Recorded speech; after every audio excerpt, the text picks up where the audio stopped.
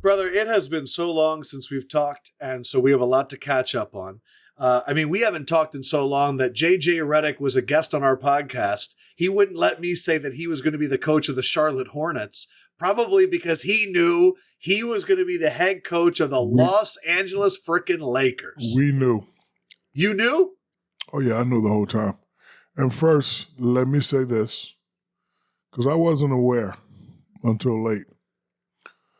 But it makes it look crazy that a guy with no experience can overshadow a guy like Sam Cassell, who's been in the league 15 years, this and that. So just let me say that.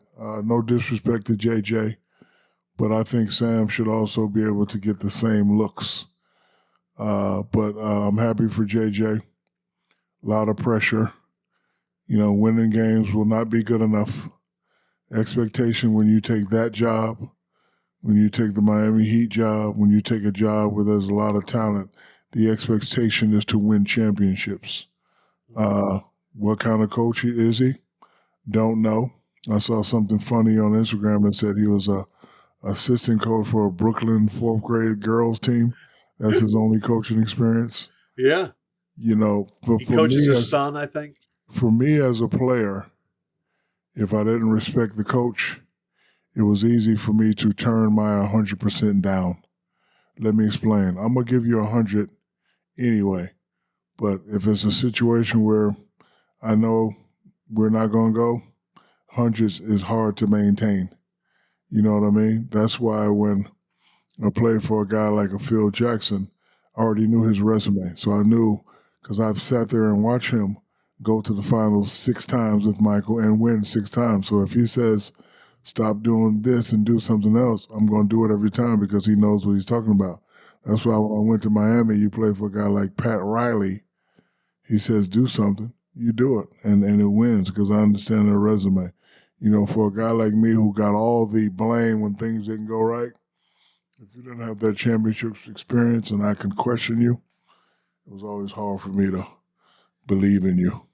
JJ had a few really funny moments, was asked if he wanted to dispel any misconceptions about him. He said, quote, I don't give a f-. So he was very much still JJ Redick.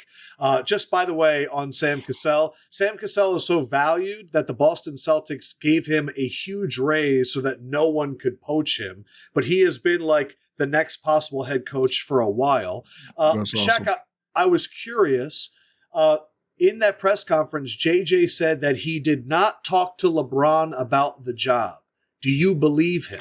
Yeah, I'm starting a website called yeahright.com. Everything goes through LeBron at the Lakers. They were doing a podcast together. Exactly. Everything goes through LeBron, and I know that for a fact because when you're in that position as leadership, you get to know everything. So I was in that seat for a long time. Nothing went without my permission. The only time something went down without my permission is when they cut my head and traded me.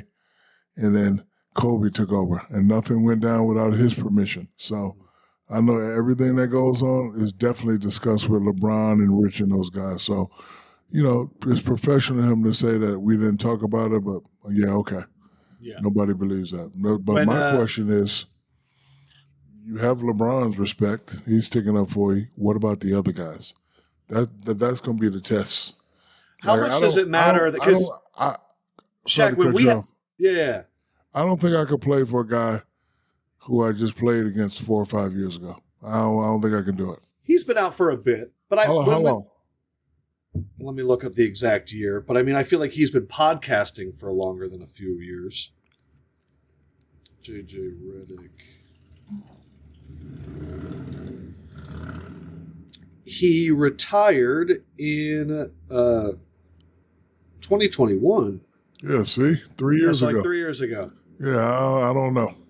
So, AD, I don't know if I could, like, LeBron and AD, the younger cats may, but I don't know. So but doesn't everybody on that team just look to LeBron, and if LeBron says this is the guy, then everyone kind of falls into line? Yeah, but in certain situations, you're still going to have to, coaches are supposed to manage the players, manage their emotions, and manage situations. Like, some guys, oh, it's the coach, it's the coach, the coach. A guy like me, no, it's not the coach. I'm going to do what I do. I just need everybody else to do what they do. Like, for example, like how we've been friends for a long time. How I already knew I'm giving you 28-10. That's what I'm doing. I knew what Kobe's going to do. B. Shaw, what are you going to do?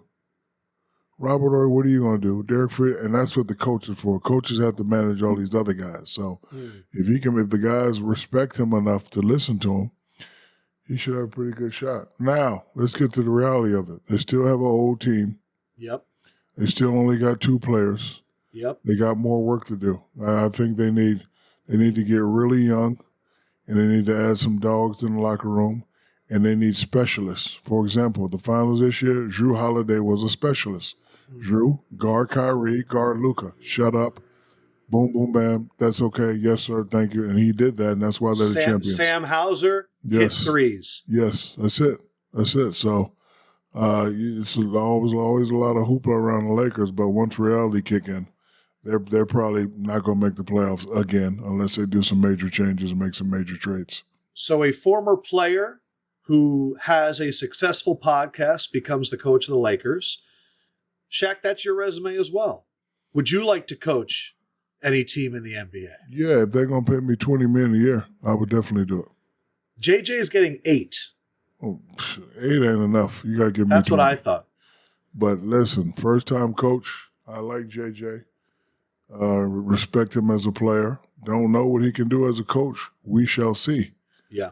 You have LeBron, you have AD. Question is, how are you going to manage the other guys? What offense are you going to run? Are you going to change some things around?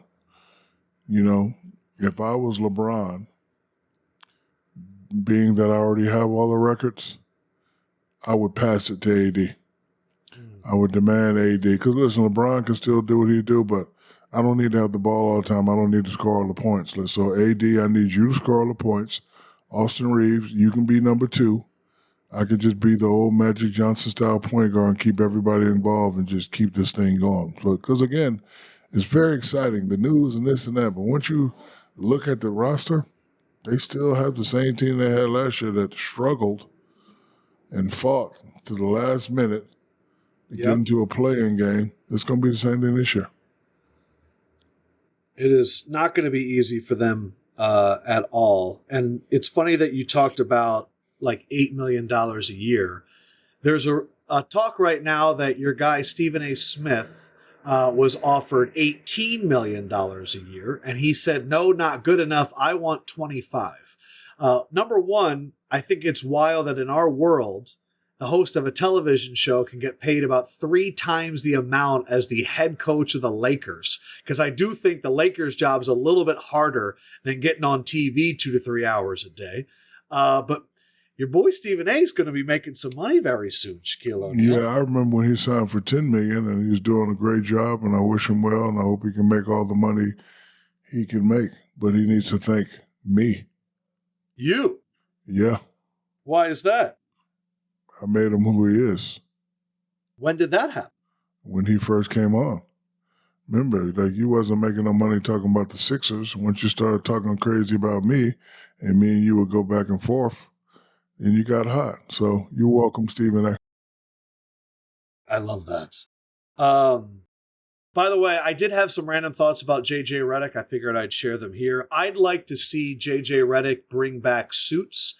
I think he should go full Pat Riley. I think he should slick back the hair. I think he should be the only coach in the NBA wearing a suit.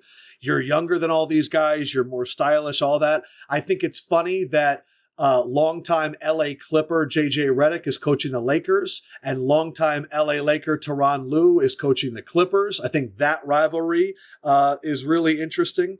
I think Lakers Bucks games are going to be really spicy because remember, JJ Redick called out Doc Rivers and said he's always excusing other people. That little interaction, and I bet you Doc ain't giving him any frickin' advice. I think, yeah.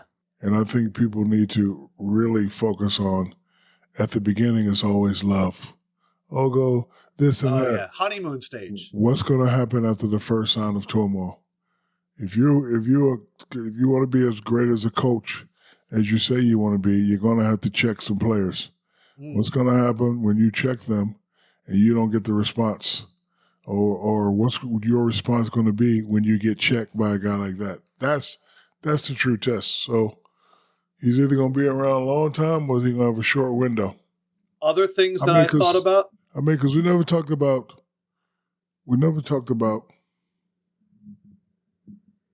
I'm having a brain fart. Oh, we never talked about Steve Nash as a coach. Right. Another young guy, former player. Yeah, we always like to bring up Steve Kerr, but we don't talk about Derek Fisher or Steve Nash. Well, yeah, listen, I knew that Derek Fisher was going to be a coach, but Derek didn't have all the talents around it that everybody else had. So, like Steve Nash was also in a similar position, didn't have a lot of experience, and I don't know what the rapport was with the guys in the locker room, but it didn't work out, which tells me that guys didn't want to listen to him. Yeah. Jason Kidd working the second time, maybe didn't work the first time, had to get some experience. I'm also curious, JJ has taken a lot of shots at old media over the years. Now he's got to face them in press conferences. I have a feeling he might curse out a bunch of reporters, which will be interesting. He probably will. But, when you take a job like that, they're going to be expecting him to go 10-0. Yeah. They're going to be expecting him to be in the first 4 positions in the Western Conference Final. They're going to be expecting him to be in contention for a championship. Mm-hmm. And I don't think it's going to happen unless they make some major moves. Yeah, I don't think the team is there.